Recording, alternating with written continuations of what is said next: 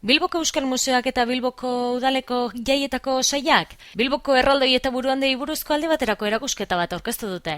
Iñaki Irigoyen eta Jon Gaminde arduratu dira dokumentazio historikoaz eta Bizkaiko dantzarien biltzarraren, Bizkaiko gaiteroen eta renferen lankidetzare izan dute.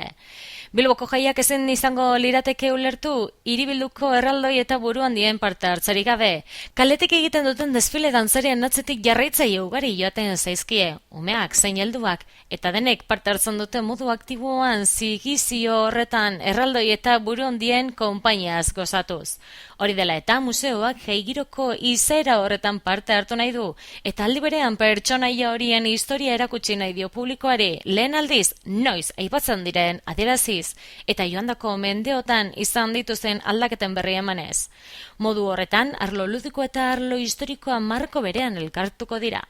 Museoan aurkezten den erakusketak Bilboko Udalaren jabetzakoak diren erraldoien bi belaunaldi batzan dira. Bata 1980koa eta bestea 1988koa. Guztira 24 figura. Erakusketa irailaren 30 arte egongo da irekita.